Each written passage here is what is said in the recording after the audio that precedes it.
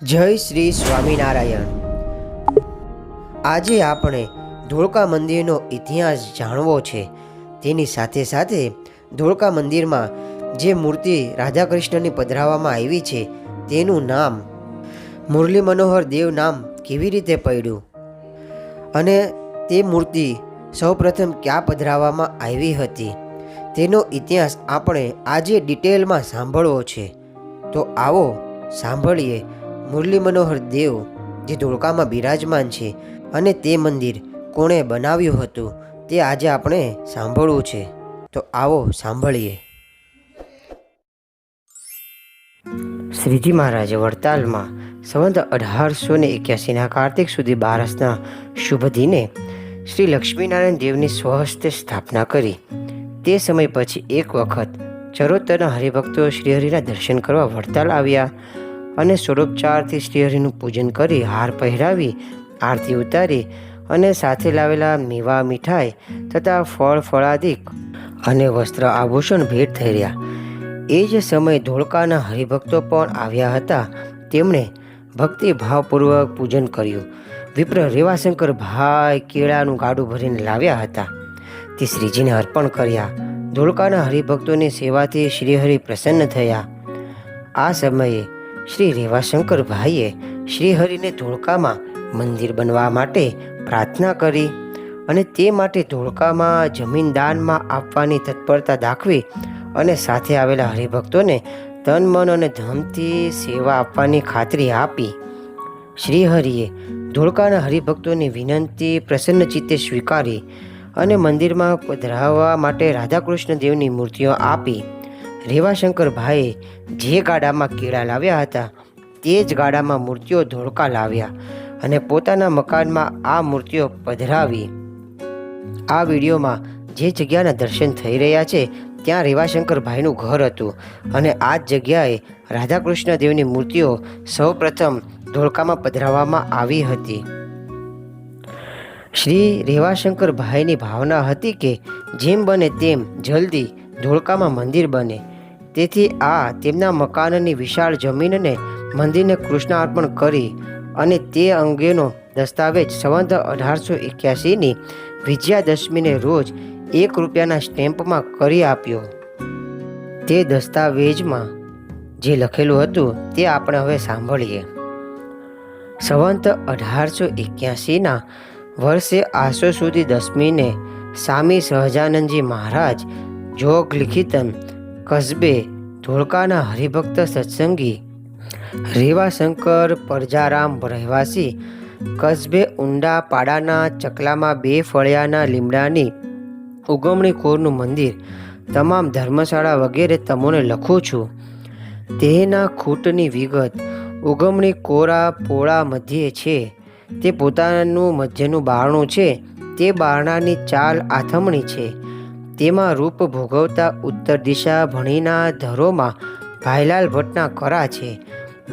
તો પશ્ચિમ દિશામાં બારણું ઓટલા આ મંદિરના છે ને ઓટલાની નીચે પાણી જવાનો ખાળ છે ને ઉપર લખેલી એ જ દિશા ભણી મીઠા વાણિયાની પોળ અમારાથી થોડીક નજદીક હાડાની હાથ છે ને એ મંદિરની જગામાં ધર્મશાળા દખણાદી ભણી છે। તેમાં ઓરડીઓ 2 છે। ઉગમણી દિશા ભણી બારણા છે ને ઉપર લખેલી એ મંદિરમાં ધર્મશાળાનો પછવાડો છે। તે મધ્યે એ મંદિરને પેટે કૂવો છે ને એ મંદિરની જગ્યાની પેટે છે। આ મંદિરની તમામ જગ્યા છે તે તમને શ્રી લખીનારા મંદિરની કૃષ્ણાર્પણ અમોએ આપી છે। તેમાં અમારો કાંઈ દરદાવો અલોખા નથી ને આ મંદિરની તમામ જગો આ કુવા શુદ્ધાંત અમો અમારી ખુશીથી અકલ હોશિયારીથી લખીનાર અમને સાનિધ્ય કૃષ્ણાર્પણ તમને આપું છું। તે સહી છે અને જે હરિભક્તોની સહી લેવામાં આવી હતી તે આપણે ફોટામાં જોઈ શકીએ છીએ। આ મૂળ લેખની ઝેરોક્ષ નકલ મંદિરને મકાન જમીન સમર્પિત કરનાર સત્સંગી શ્રી રેવાશંકર ભાઈના વંશજો પાસેથી મળેલ છે। તેમાં આવતા સામી એટલે કે સ્વામી, વરખે એટલે કે વર્ષે, કસ્બો એટલે કે તાલુકો, દિશા એટલે કે દિશા, અંતરે એટલે કે અત્રે, હમણાં, આ, લાખો ઇત્યાદિ તે વખતે જે રીતે લખાયેલ તે જ આપેલ છે. હવે આપણે સાંભળીએ કઈ રીતે મૂર્તિ પ્રતિષ્ઠા ધોળકામાં કરવામાં આવી હતી. મહારાજની આજ્ઞા થવાથી ધોળકામાં મંદિર તો બનવાનું જ હતું, એટલે થોડા જ સમયમાં જ ધોળકામાં મંદિર બનાવવા માટે સદગુરુ પૂર્ણાનંદ સ્વામીએ પાયા ખોદાવી ચણતર કામની શરૂઆત કરી હતી. પરંતુ તે કામ અધૂરું રહ્યું. આજે પણ સભા મંડપના મુખ્ય પગથિયાની ડાબી બાજુએ 10 ફૂટ દૂર જમીનને અંદર પાયાની ઈંટો જોઈ શકાય છે. તે તમે જ્યારે ધોળકા મંદિરમાં દર્શન કરવા જાઓ ત્યારે તે જગ્યાના દર્શન જરૂર કરી શકો છો. ત્યારબાદ ધોળકાના મંદિરના બાંધકામની સંપૂર્ણ જવાબદારી સદગુરુ મહાનુભાવાનંદ સ્વામીને સોંપાઈ હતી. સંપ્રદાયના અગાઉ થયેલા શિખરબદ્ધ મંદિરની બાંધણી અને સ્થાપત્યને દ્રષ્ટિ સમક્ષ રાખી સદગુરુ મહાનુભાવાનંદ સ્વામી અને સંત મંડળે કામગીરી આરંભી. મંદિરની જગ્યાના માપને ધ્યાનમાં રાખી અનુભવી સલાટોના સહકારથી સુયોગ્ય આયોજન કરી મંદિરના બાંધકામનો નવેસરથી હાલ જ્યાં મંદિર છે ત્યાં પાયા ખોદાવી પ્રારંભ કર્યો. ધોળકાના હરિભક્તોનો આ કામમાં ભક્તિ અને શ્રદ્ધાપૂર્વક સાથ મળતો રહ્યો. બહારના હરિભક્તોએ પણ સારી આવી સેવા કરી. ધોળકાનું મંદિર તૈયાર થતાં સમય તો લાગ્યો, પણ સુંદર એક શિખરવાળું રમણીય મંદિર તૈયાર થઈ ગયું. મંદિર તૈયાર થઈ જતાં શ્રી રેવાશંકરભાઈ સહિત અગ્રણી હરિભક્તો શ્રી હરિને મળી તેમની આજ્ઞાનુસાર મૂર્તિ પ્રતિષ્ઠા કરવાનું નક્કી કર્યું. શ્રીહરિ હાલમાં વડતાલમાં બિરાજે છે તેની ખાતરી કરી રેવાશંકરભાઈ તથા હરિભક્તો શ્રીહરિના દર્શન કરવા વડતાલ આવ્યા. શ્રીહરિ વડતાલમાં સુંદર સભા કરીને બિરાજમાન હતા. કથા વાર્તા ચાલતી હતી. તે પૂર્ણ થઈ સૌ હરિભક્તો શ્રીહરિ પાસે આવ્યા. ધોળકાના આ ભક્ત સમુદાયને જોઈ શ્રીહરિ તેમના મનોભાવ પારખી ગયા, રાજી થઈ ગયા અને અહીં દર્શને આવવાના પ્રયોજનની પૃચ્છા કરી. એટલે કે પૂછ્યું. શ્રી રેવાશંકરભાઈએ 2 હાથ જોડીને વાતની શરૂઆત કરી અને કહ્યું, હે શ્રીજી મહારાજ, ધોળકા મંદિરનું નિર્માણ કાર્ય તો પૂર્ણ થયું છે. હવે આપ ત્યાં પધારો અને મૂર્તિ પ્રતિષ્ઠાની મિતિ નક્કી કરી અમદાવાદ મૂળી મંદિરની જેમ આપના સ્વહસ્તે મૂર્તિ પધરાવો. શ્રીહરિ તેમના વાર્તાલાપથી ખુશ થયા અને તરત જ સંતો અને હરિભક્તો સાથે ધોળકા આવવાનું સહજ સ્વીકાર્યું. અને પછી શ્રીજી મહારાજ ધોળકા પધાર્યા. ભવ્ય નયન રમણીય મંદિરની રચના જોઈ રાજી થયા અને આવું કલાત્મક મંદિર તૈયાર કરવા માટે સદગુરુ મહાનુભાવાનંદ સ્વામીની પ્રશંસા કરી.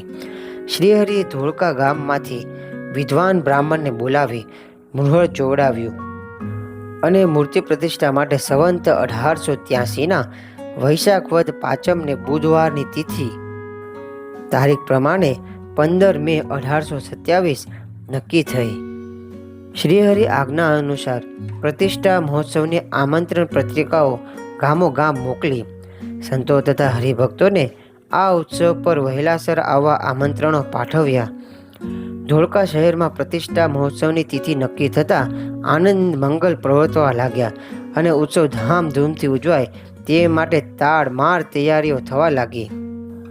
આવી રીતે તૈયારી ખૂબ ધામધૂમથી થવા લાગી અને તે માટે મંદિરના પ્રાંગણમાં વિશાળ મંડપ તૈયાર કરી ધજા, પતાકા ઇત્યાદિ સુશોભિત કરવામાં આવ્યો અને યજ્ઞશાળા તૈયાર કરવામાં આવી. આમંત્રણ પત્રિકાઓ મળતા ધોળકામાં દેશ દેશથી સંતો, બ્રહ્મચારીઓ, પાર્ષદો તથા હરિભક્તો મોટી સંખ્યામાં ઉમટી પડ્યા. વૈદિક વિધિથી હોમ કરી મૂર્તિ પ્રતિષ્ઠાનો સર્વ વિધિ કરવા મૂર્તિઓ સભા મંડપમાં પધરાવવામાં આવી. યજ્ઞશાળામાં ધોળકાના વિદ્વાન બ્રાહ્મણો અને બહાર ગામથી આ પ્રસંગે નિમંત્રેલ વિદ્વાન બ્રાહ્મણોએ શ્રી મુરલી મનોહર દેવની પ્રતિષ્ઠા વિધિ કરાવી. સંવંત 1883ના વૈશાખ વદ પાંચમને બુધવારના મંગળ દિને શુભ મુહૂર્તમાં શ્રીહરિએ મુરલી મનોહર દેવ, રાધિકાજી અને નીલકંઠ મહાદેવને મંદિરના દેવઘરમાં સ્વહસ્તે પધરાવી મૂર્તિનું પૂજન કરી આરતી ઉતારી.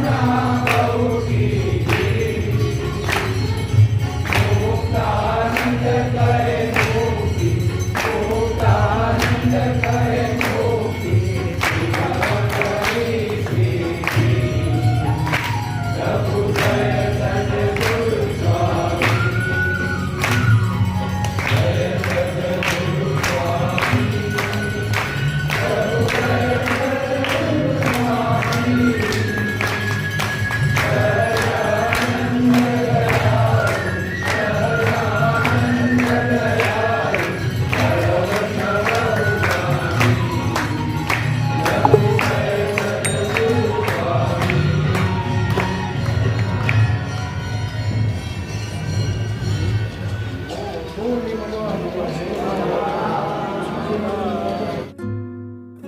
અને શ્રીજી મહારાજે એક મુહૂર્ત પર્યંત મૂર્તિઓને સન્મુખ ઊભા રહી તાકી રહ્યા.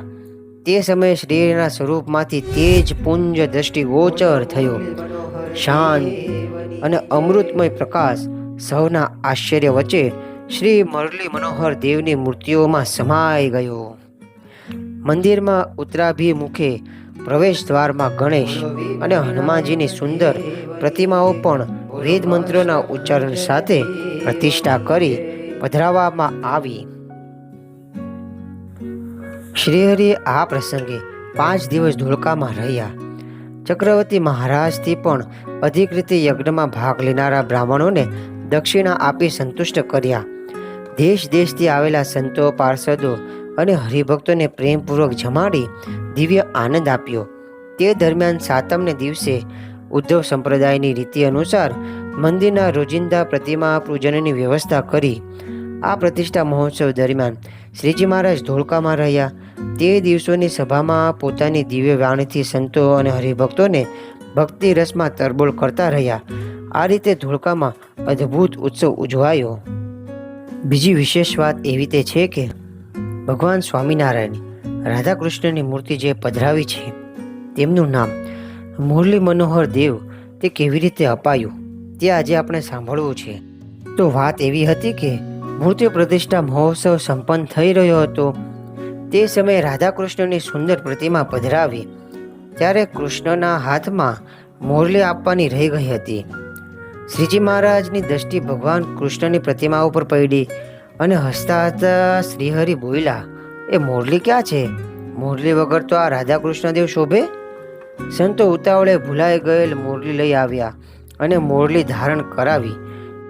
એટલે શ્રીજી મહારાજે પ્રસન્ન ચિત્તે બોલી ઉઠ્યા, જુઓ હવે કેવા મનોહર લાગે છે.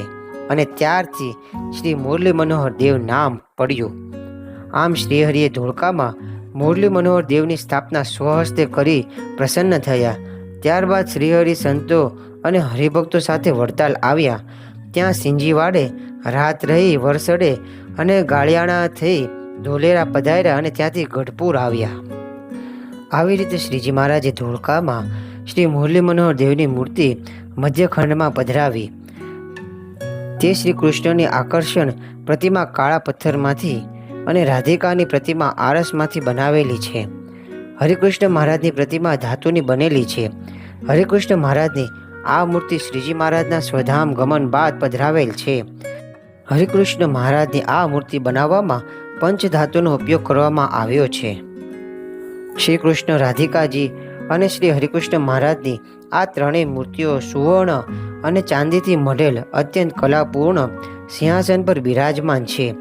સિંહાસનની કોતરણી યુક્ત સુંદર થાંભલીઓ ઉપરના ભાગમાં કમાન વડે જોડાયેલી છે અને આ કમાન બંને બાજુએથી હાથીની સૂંઢમાંથી નીકળતા સૂર્યમુખીના ફૂલોની માળાથી અલંકૃત કરેલ છે. અને તે મધ્યખંડના પશ્ચિમ તરફના ભાગમાં નીલકંઠ મહાદેવ અને ઉમાની મૂર્તિઓની સ્થાપન કરવામાં આવેલ છે. પાછળથી મંદિરના પૂર્વ તરફના પ્રદક્ષિણા માર્ગને વિસ્તૃત કરી મૂળ પ્રદક્ષિણા માર્ગને દેવઘરમાં સમાવી લેવામાં આવેલ છે અને તેમાં ઘનશ્યામ મહારાજની કાષ્ટની 64 તસુની પૂરા કદની દિવ્ય મૂર્તિની પ્રતિષ્ઠા કરવામાં આવી છે. ઘનશ્યામ મહારાજની આ મનોરમણીય મૂર્તિ પરમ પૂજ્ય ધર્મધુરંદર આચાર્ય મહારાજ શ્રી વાસુદેવ પ્રસાદજી મહારાજે સંવંત 1981ના ચૈત્ર સુદ પૂનમના પવિત્ર દિને પ્રતિષ્ઠા કરી હતી. તે સમયે મહંત પદે શાસ્ત્રી સ્વામી શ્રી જ્ઞાનવલ્લભ દાસજી સ્વામી હતા. તેમજ ઘનશ્યામ મહારાજ અને મુરલી મનોહર દેવની વચ્ચેના ભાગને આગળ વધાર્યો અને તેમાં સુખશય્યાની રચના કરવામાં આવી છે. તેમાં શ્રીજીની પ્રતિમા પધરાવી છે. આ ધોળકાનું જે શિખરબદ્ધ મંદિર છે તે અગાઉ બંધાવેલ અમદાવાદ, ભુજ અને ધોલેરાના સંપ્રદાયના મુખ્ય મંદિર માફક ઉત્તરાભિમુખે આવેલું છે. આ મંદિર વિશાળ લંબચોરસ પડથાર પર બાંધવામાં આવેલ છે. આ મંદિર એક શિખરનું મંદિર હતું, પરંતુ સંવંત 2046 એટલે કે ઈસવીસન 1989માં આચાર્ય મહારાજ શ્રી તેજેન્દ્ર પ્રસાદજી મહારાજની આજ્ઞા લઈ મુખ્ય શિખરની બંને બાજુએ બીજા 2 શિખરોની રચના કરી અને 3 શિખરવાળું મંદિર બનાવવામાં આવેલ છે. અને આ ધોળકાનું મંદિર જે બન્યું છે તેની પાછળ દક્ષિણ ભાગમાં વિશાળ સભા મંડપ આવેલ છે. અહીં સિંહાસન પર શ્રીજી મહારાજની જૂના સમયની ચિત્રાંકિત કરેલ પટ પ્રતિમાના દર્શન પણ થાય છે. સદગુરુ આધારાનંદ સ્વામીના શિષ્ય સ્વામી શ્રી હરિદાસજીએ ચિત્રાંકિત કરેલ શ્રીજીની મનોરમણીય મૂર્તિ પ્રતિમા સંવંત 1938માં સ્થાપિત કરાયેલ છે. સંવંત 1883માં શ્રીજી મહારાજે સ્વહસ્તે પધરાવેલ મુરલી મનોહર દેવનું આ એક શિખરવાળું મંદિર હતું. ત્યારે આશરે 100 વર્ષ પછી સંવંત 1981માં ઘનશ્યામ મહારાજની મનોરમણીય મૂર્તિની પ્રતિષ્ઠા કરવામાં આવી. ત્યારબાદ તે એક શિખરવાળું જે મંદિર હતું તેને 3 શિખરમાં કરવામાં આવ્યું હતું. આવી રીતે આજે આપણે સાંભળ્યું કે ધોળકામાં કઈ રીતે મંદિર બનાવવામાં આવ્યું હતું અને પહેલાં એક શિખરવાળું મંદિર હતું, તેને પછી 3 શિખરવાળું મંદિર કરવામાં આવ્યું અને મુરલી મનોહર નામ કઈ રીતે પડ્યું. જો આ વિડીયો તમને ગમ્યો હોય તો લાઈક કરો અને કમેન્ટમાં મુરલી મનોહર દેવની જય લખો. જય શ્રી સ્વામિનારાયણ. આવા જ શ્રીજી મહારાજના ચરિત્રો સાંભળવા માટે સબસ્ક્રાઈબ કરો શ્રી હરિચિંતન યુટ્યુબ ચેનલને અને ફેસબુક પેજ શ્રી હરિકૃષ્ણ સત્સંગ મંડળ.